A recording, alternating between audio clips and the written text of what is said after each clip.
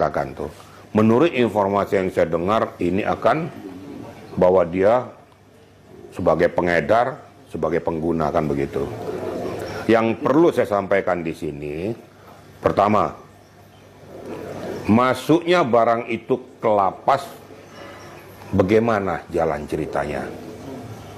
Pasti ada fasilitator. Fasilitator ini pasti pengedar, nggak mungkin nggak pengedar.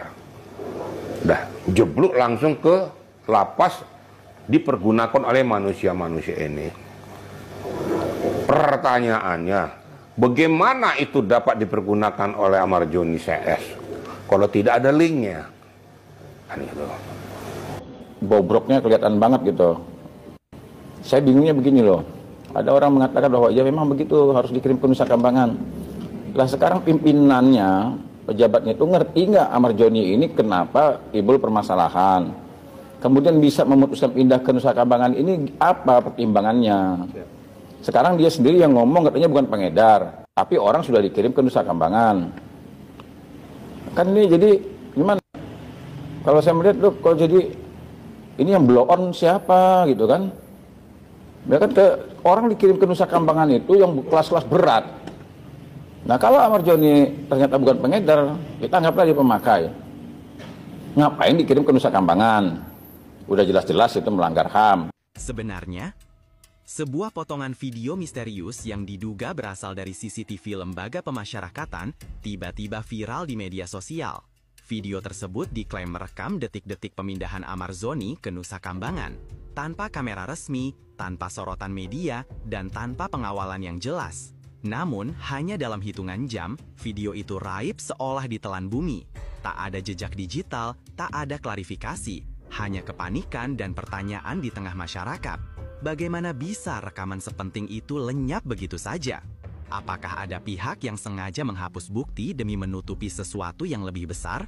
Kejadian ini sontak memantik kecurigaan bahwa pemindahan Amar bukan prosedural biasa, melainkan sesuatu yang penuh skenario rahasia. Dari sinilah publik mulai bertanya, siapa yang mengatur ini semua, dan apa sebenarnya yang ingin disembunyikan dari mata publik. Sosok misterius dan malam penuh keganjilan di balik tembok lapas. Kesaksian lain menambahkan lapisan misteri yang lebih dalam. Seorang saksi mengaku melihat sosok berseragam datang tengah malam ke dalam area lapas, tanpa prosedur resmi dan tanpa pendampingan.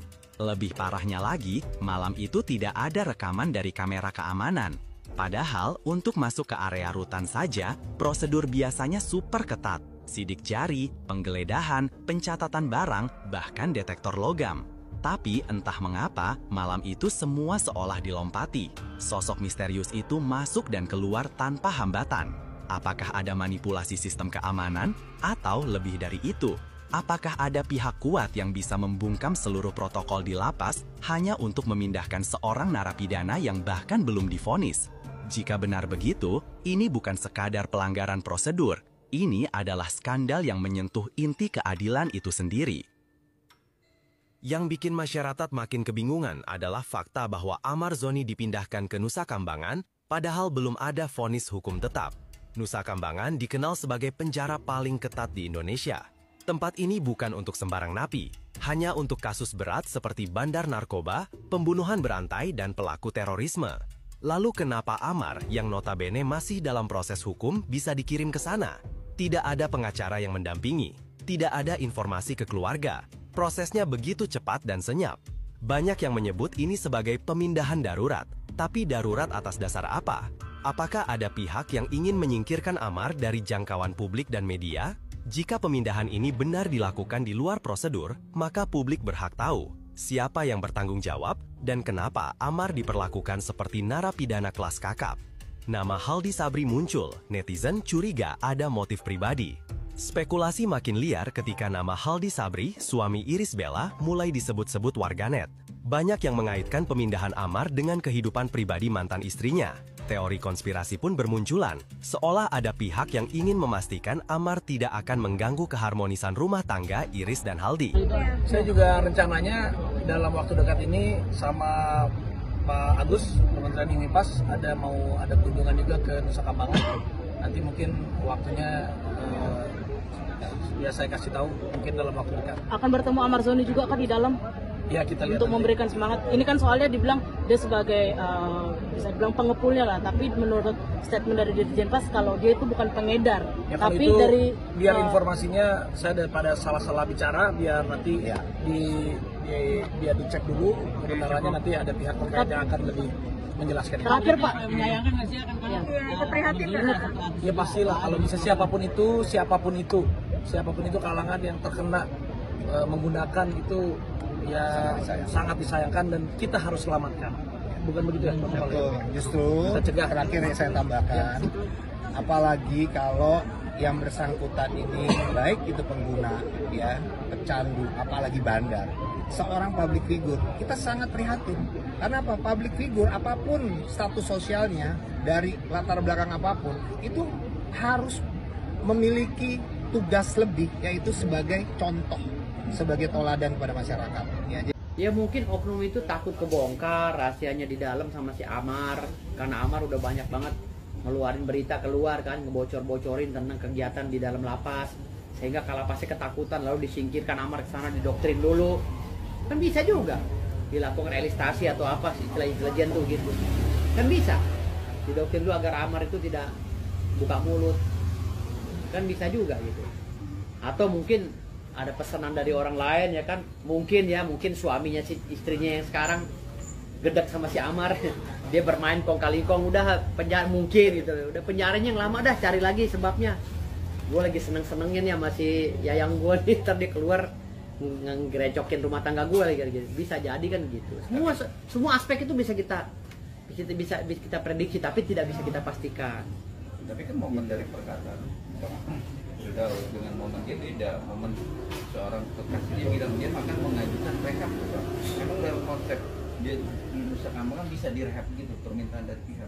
Loh, bisa saja kalau BNN sudah meyakini bahwa itu ancaman hukumannya ringan dan itu hanya hal yang mengada-ngada, BNN langsung membentuk tim analis dan merekomendasi untuk asesmen. Bisa saja. Nanti rehabnya apakah di panti rehab saya atau di panti rehab Lido atau panti rehab yang lain, banyak panti rehab di Indonesia ini. Gitu. Kalau kami kan ada di Ciputat gitu. Sekalian iklan. Kami ada di panti rehab di Ciputat gitu. Jadi yang di Tangerang kalau kena narkoba bisa direhab di kami gitu. Dan Abang siap. Siap. Dengan prosesnya sudah di Nusa Kambangan dengan berjalannya hukuman, apakah itu dengan sistem persidangan Abang? Apa sih dengan sistem persidangan apa? Online, apakah dia dihadirkan atau gimana sih Bang kalau namanya perkara ini? Ya itu kan kewenangan lagi-lagi dari hakim. Hakim maunya online ya, Amar Joni ngikutin online, kan nggak mungkin bolak-balik Nusa Kambangan ke sini. Cuman ini terlihat konyol aja, kenapa dilimpahin ke sono gitu. Itu konyol aja kelihatannya gitu. Itu yang buat kok kayak kan tahu nggak, orang yang udah susah banget diatur, yang kelas kakap, yang kejahatannya di atas 20 tahun ya misalnya ya, atau hukuman mati, itu baru bisa ditaruh di Nusa Kambangan. Kalau yang kejahatannya udah hukumannya 20 tahun baru di Nusa Kambangan. Kalau udah susah, udah pegal pemerintah. Tapi kalau yang hukumannya hanya 3 tahun, 6 tahun, janganlah. Tapi kan udah 3 kali pertanyaannya itu Bang. Dan dia juga Makanya kalau udah 3-4 kali pemerintah harus mengeksekusi dia. Kan dibilang tadi udah 3-4 kali dalam undang-undang itu, dalam hukum, istilah hukum ya, di dalam proses penghukuman seseorang, kalau sudah lebih dari 3 kali itu udah pemerintah udah harus ambil tindakan. Mau diapain ini anak? buktinya dibawa ke Nusa Kambangan, itu kan bukti bahwa Loh, itu bukan penghukuman, tapi itu membuat aturan sendiri, gitu loh. Nusa Kambangan itu untuk orang yang kejahatannya maksimal, bos. Tuh, kalau dia hanya pemakai aja, pengedarnya juga baru diduga. Tuh. Atau pengedarnya udah pernah dihukum sekali gitu kan. Harusnya kan dia bisa dibina di rehab. Inginkan Amar Joni bebas dari penjara. Berarti orang itu punya masalah dengan Amar Joni. Mungkin dendam pribadi, dendam cinta, dendam asmara, ya. Buktinya Prabowo, DPR, Hotman Paris, Ustadz Dery juga di komputer. Bahkan seluruh rakyat Indonesia 100%, 90% menyuarakan Amar Joni untuk dibebaskan. Kalian itu orang sono-sono itu ya, saya tahu, yang tidak suka Amar Joni bebas Karena persoalan cinta, persoalan pribadi, hingga menyuruh orang membayar orang, ya, nggak mau, namanya orang sakit hati. Jaksa yang menuntut Ahmad Zoni agar dia mempertimbangkan dengan matang, ya, kenapa Ahmad Zoni bisa berbuat demikian, itu harus dikaji. Ya, jaksa yang berpengalaman itu adalah mengkaji suatu masalah, bukan mendengarkan dari si A, si B, bukan. Gimana?